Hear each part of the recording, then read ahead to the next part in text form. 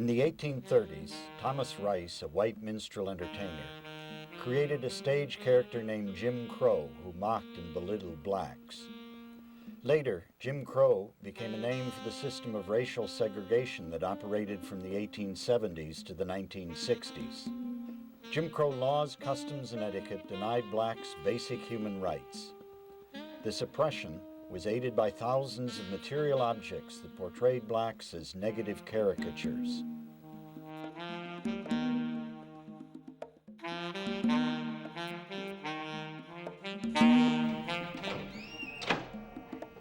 The lecture that most people get when they come to the Jim Crow Museum is objective.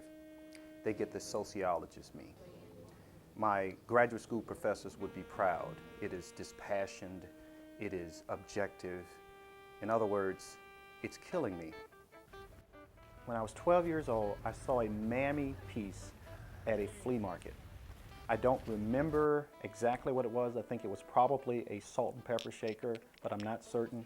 What I am certain of, however, is that I purchased the piece, which was cheap at that time, purchased the piece, and then broke it in front of the person. I don't think it was a philosophical thing. I think I just didn't like the piece. At some point, and I don't remember when, I started collecting the items and not breaking them. I remember in my teenage years always having 2 or 3 or 4 or 5 pieces. I have been collecting these racist items for over 3 decades. I've only been angry 3 times. On one occasion, which was in the mid-1980s, I came upon this piece. This piece was originally produced in 1916, and it shows a young black child softly caricatured. It is an ink ad, and if you look closely, you'll notice it says, "Nigger milk." On this occasion, I saw the piece. It cost $22, which for racist memorabilia was not very expensive. And I went to the clerk, and on the receipt she wrote, "Black print." And I said to her, "No, I want you to write what it says. It says nigger milk. I want you to write what it says. Please write nigger milk on there." She refused, and we had a little bit of an argument. Actually, I owe her an apology. Sometimes when people come in, I seem so detached, and they think that the material doesn't bother me anymore. But as this incident demonstrates, yeah, it continues to bother me. Black children are often portrayed as naked, not possessing modesty. They are presented as equivalents of animals. They are shown on all fours. They are ragged. The little boys are presented as miniature Sambos, the little girls as female Topsies or other pickaninnies. They are even sexualized. Here you have a child who appears to be 10 years of age, and yet she is shown pregnant. I've noticed when people come into the Jim Crow Museum that they have a need to create psychological distance. They do that primarily in 4 ways. Some people come in here, they go over and find the least offensive item in the museum, and then they say, "What's wrong with this?" They skip the other 4,000 pieces and they say, "Well, this is an image of blacks that's positive in some way." And then what some people do when they come in here, in order to create distance, what they say is, "Well, we never had it in our home. Therefore, this is irrelevant. I don't know about that. I've never seen this before. This is the first time I've ever seen it." Other people come in and they say, "You know what? These are items all produced 100 years ago, or 75 or 50 years ago." Again, trying to create some distance. What I say to them is, yes, but if you look closely, you'll notice that many of these items produced in here were produced in the last decade. Others come in, they go to the Klan material, and they think to themselves, "You see, I'm not a member of the Klan. I don't belong to some right-wing fascist group. Therefore, these items, they don't reflect who I am. They don't reflect how I think." And what I try to explain to them is this, that the Klan operates because of this. Without all of these images, you see, these are the fertile ground that produce the Klan. The Klan simply represents the far end of a continuum. The same continuum has Mammy and Sambo and Pickaninny at other points. Here we have an 1896 portrait of African American children. Look at them. You'll notice that they are naked. That nakedness implies that they're not as human. And it is summarized and the bottom caption which reads alligator bait. The idea that blacks were bait for animals, especially alligators, has a long history in everyday material items. Here I have a pencil. Here we're making fun of African American people and also equating them with lower life forms. We have here a little African licorice drops advertisement. This is from the 1920s, but notice beneath it there is a tin piece which is a reproduction which was done in the past decade. There is a company in Ohio which makes these as we speak. It is very common for individuals to take old flat images of African Americans, negative racist images that were found on postcards, found on trade cards or labels, and then recreate them, for example, on mouse pads. In this shelf we have the so-called coon image, and we also have the Tom or Uncle Tom caricature. The coon shows blacks as being lazy and trifling, dumb. I think the prototypical Hollywood example of the coon caricature would be Step and Fetch It. I's a be going home now, boss. That is that old coon image which was born during slavery, like many of these images were, and just refuses to die. We also have the kind of Tom image or Tom caricature, and that is the caricature of black American men as being contented, loyal, happy, asexual servants. And we see that, for example, with Rastas of Cream of Wheat fame. There were over 2,000 Cream of Wheat ads. You'll notice that Rastas is almost always smiling. He is well dressed, he is clean, he is contented. But you'll also notice he has been desexualized. In other words, you rarely see his groin area. There's usually something blocking that area. He is safe. And I think that's the thing to remember about a number of the old caricatures, is that they were safe. The Tom caricature is the male counterpart of the Mammy caricature. It's quite unusual. It is on Jemima. The string and tab or what are always missing. Okay. Fun to watch. It's one of the famous commercial mammies. Not as famous as Aunt Jemima, but a famous one. Look at her lips. They're not red. Oh no. They're pink. She's happy. She's happy to serve, happy to stay in her place. When I grew up in Mobile, the black women go over to West Mobile and they clean houses. We had a term for it. It was called day work. And you see all the women going to day work. They sit out there waiting for the bus, going to clean somebody else's house. And I was around those women. My aunts were part of those women. And I can tell you this much. They never thought it was fun to wash. They always depict the happy, Right. you know, working servant kind of Yeah. deal. Okay. Right, she's still happy to be a servant. She's happy to be the slave. Jim Crow images don't die. In the case of black Americans, new images are created all the time. This is a brand new item. I purchased it in a specialty shop. It's a beanbag. This is a prized collectible. I'm not sure what this is. You can see the fascination and repulsion with black sexuality here.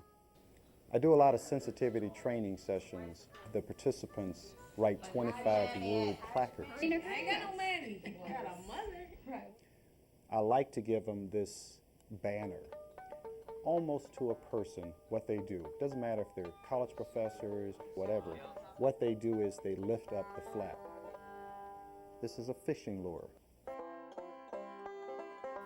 We have 24 fishing lures. I had occasion to meet the man who made this. He's probably 80 years old. He didn't mean any harm. Can you imagine a racist purse? I have 2 little girls. I think of them when I think of... Whenever I collect an item, I try to experience the item. In other words, if it's a book, I read it. If it's a video, I watch it. I purchased from eBay a collection of racist cartoons. And I certainly didn't realize it. My smallest girl stood behind me and she watched the cartoons. She didn't say anything. And then all of a sudden I heard her laughing, and I turned around. And I guess I was a little shocked, and I said, "Baby, what are you doing?" She says, "Daddy, those monkeys are so funny." And I said, "Darling, those are not monkeys." And she says, "Daddy, you fooling me. Those monkeys are so funny." If she thought that those were monkeys, then what did all the little white kids who watched those cartoons in the 20s, 30s, 40s, 50s think? You ever have anyone who gets upset or anything because of something? I had one lady very indignant that we would sell banks like that. And we tried to explain, hey, we didn't make these banks. It's part of your heritage. Right. Yeah. I mean, they sell the Vikings, and that's my heritage. Make us look with big horns, you know. So, but she didn't take light to that. I thought maybe she's going to shut us down. I've come across 4 categories of collectors. The first type of collector I call the nostalgic collector. This is someone whose motivation for collecting these items is, well, the items remind them of a happier time. Nostalgic collectors tend to be white, although increasingly a number of black Americans are collecting in this category. We also have the investor collector. These are people who speculate that the items will increase in value. Beginning in the 1980s, a lot of so-called black collectibles escalated in prices. This is just 25? No, it's 425. What is this, a bank or something? Yeah, you would have put the penny here. Yeah, most of your mechanicals go any place from 1,500 to 3,200. Okay. Things that I used to buy for 50 cents, all of a sudden they were going on the secondary market for $5, $10, in some cases hundreds of dollars. The black ones still go for quite a The bit. black ones are definitely more, I think, collectible than it would be if it were. Is it more people collecting it or something? Or? Yeah, it seems to be. They're like double the. Oh, yeah. Is that fairly about typical? Right. Yep. And many people felt that these items were just antiques. Thank you. They ignored the racist messages, or racist symbolism, and they focused on the fact that, in all likelihood, the items would increase in value. Again, you're not going to want to sell some of the stuff I'm probably going to want. We also have the liberator collector. I like to think of myself as a liberator collector, at least early on I was. The first piece that I bought and broke in front of the seller suggested that I was liberating the item. And finally, we have the education collector. These are people who purchase the items to use them to teach. What do you see? List that. What else do you see? Ask yourself those questions. What do you see? What else do I see? Make those listings and make notes to yourself, and eventually we'll write a poem about a particular object. Scrape away the darkened paint that shackles me to anger. Free me from the game you play. I've given all I have away. I believe that you can teach tolerance with images of intolerance. In my country, we would have already killed you already. That's the most frightening one in the whole group of dolls. $20 a piece. You can buy them on the internet, but they're also in gift shops. These items are still being made. They're still being sold. They are still being distributed. Even if we decide to stop talking about it, to stop collecting them, to stop showing them in a place like this Jim Crow Museum, that will not stop the simple fact that the items are still being distributed in this country. Those items which have the word nigger in them, the Jolly Nigger Bank, nigger head, oysters, any item which has the word nigger in it sells for a premium in the secondary market. Because in that market, the more racist it is, the more expensive it is. This is a brand new clock, purchased in the year 2000, purchased on an internet auction. I think it cost me $15. Later, the name was changed to Negro Head Oysters. We have a can of that in the Jim Crow Museum. And it seems that one thing whites and blacks can agree on is that the word nigger is racist.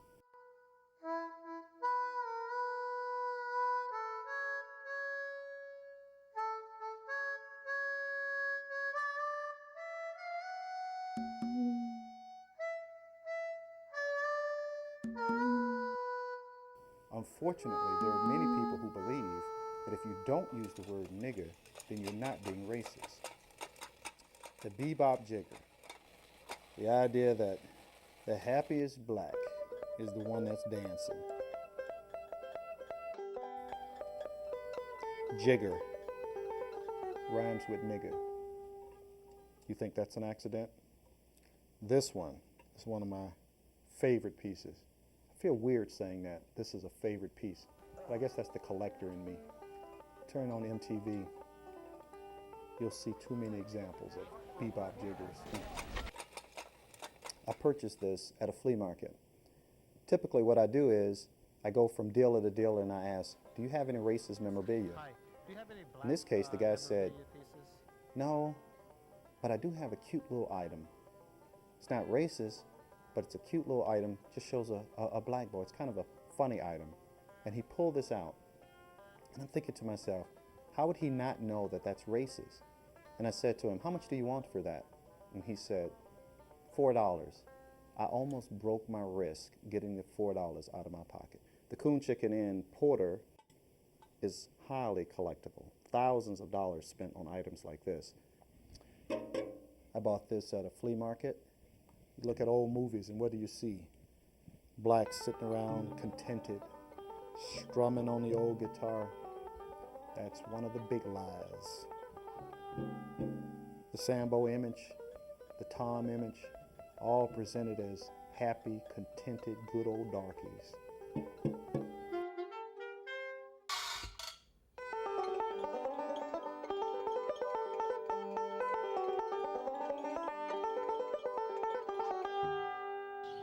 That was really funky, man.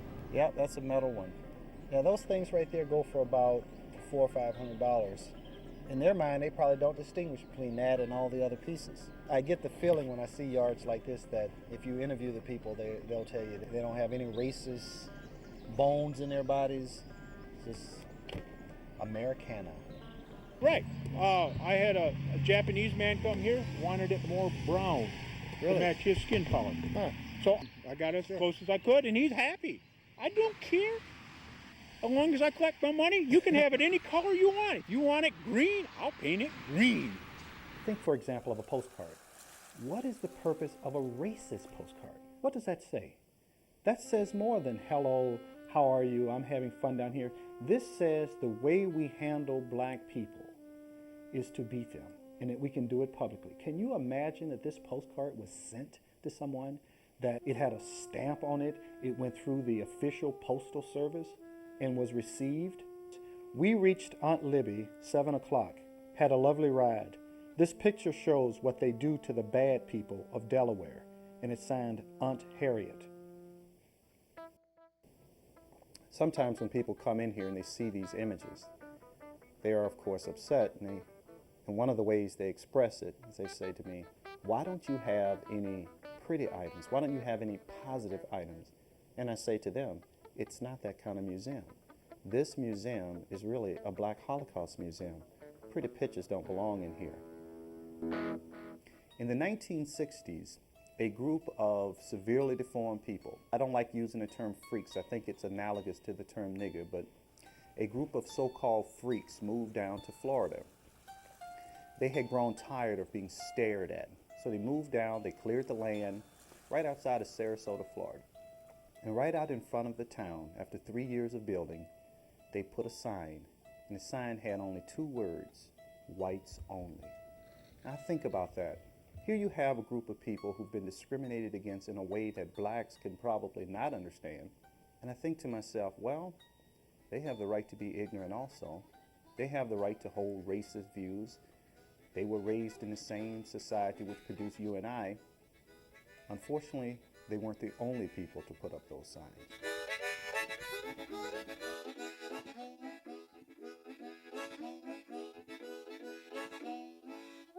White laborers, track work. These don't survive, or didn't survive well, because they're put on cheap paper. It's just understood. You just write white laborers, no blacks applied.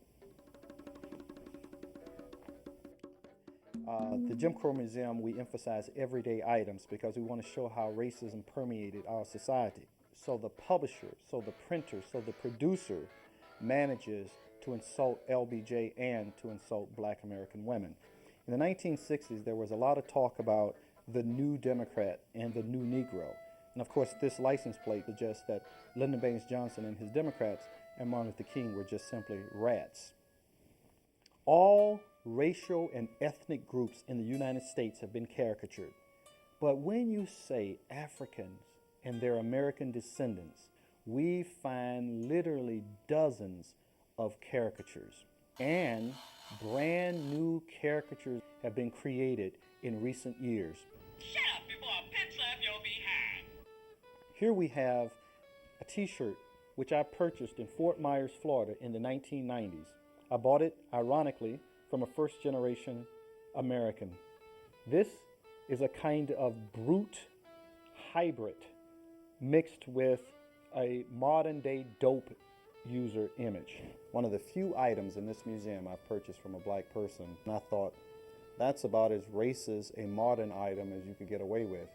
And he says to me, hey, I think this shirt's gonna look good on you. A young fella came to my house during Halloween wearing this. It's called the plain brown wrapper. And I asked him where he purchased it, and he told me at the local mall, shopping mall. Look how menacing that looks. When I came home and put it on, I scared my daughter. I purchased this at an antique show, and it's not an antique, of course. The knife says, this orange should be juiced. And of course, OJ is the orange that is to be juiced. $20 I paid for this. What is black foreplay? Scream and I'll kill you. What is sickle cell anemia? AIDS for spades. Why don't blacks drive convertibles? Because their lips would flap them to death. Is that funny? This book was produced in 1984 and was part of a series of books numbering probably 8. Did you hear that the NFL is going to use green footballs next year? Did you ever hear of a black dropping a watermelon? Is that funny? Something can be funny and offensive. That's why I praise that he turns out to be a vegetarian. What's going on? Those sure is some tasty cookies. When you have a set of animals that are making animal noises, you get to the alligator and he's talking in black dialect.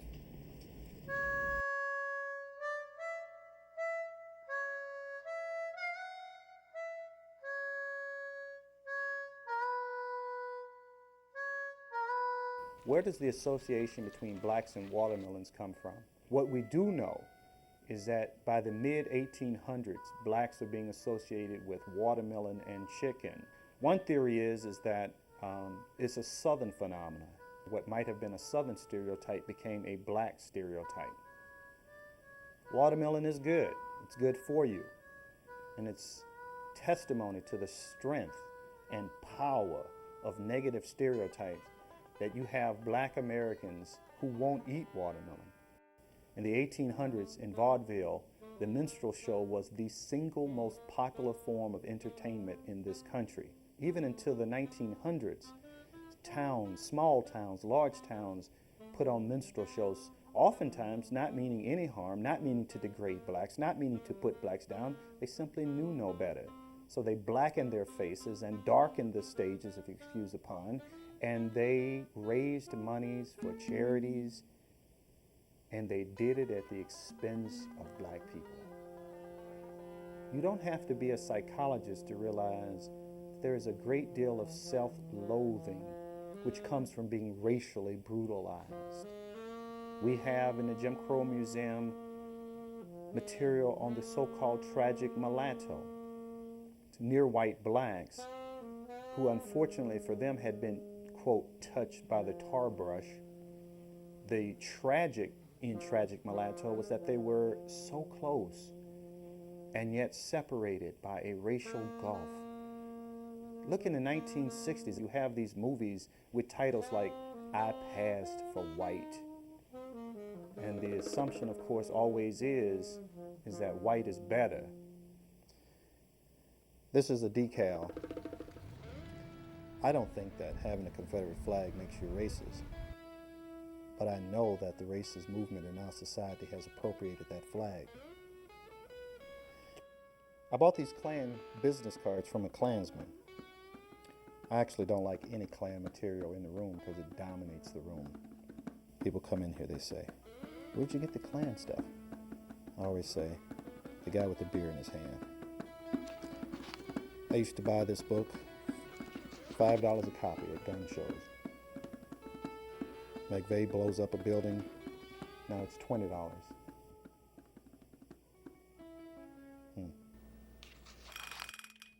I think this is from the 1920s. Tell you what it reminds me of. Richard Pryor in a concert one time said he had gone to Africa with some white friends, and in the middle of the night he heard the natives beating on drums. And all his white friends got really concerned. So they came and knocked on his door, and they said, "Richard, what are they saying?" I think Richard Pryor was born in Peoria. Would he know what they were saying? So what he did to have a laugh, he said, "Wait a minute, let me listen." And the drums kept beating. And he turned to his white friends and he said, "You guys in trouble." That's a silly story. When people come in here, of course, we talk about race. And one of the things that I found with, especially many of the white visitors who come in here, is that they have this question in their head, and the question is, how long are we going to be talking about race? How long? And that question presupposes that one day we'll stop talking about race. And I try to tell people this: we will never, ever stop talking about race. We will never stop talking about relations between men and women, between parents and children, between gays and straight. There's some things we're always going to be talking about. The trick is not to stop talking about race. The trick is to talk about it better, to talk about it differently. And that's what I hope this room does. Create a new set of questions. So we say to ourselves, well, you know, there is a historical continuum of anti-black material items. They continue to this day. What can we do today? Thank you. These are not real black people. These are distortions, exaggerations, caricatures. They are lies.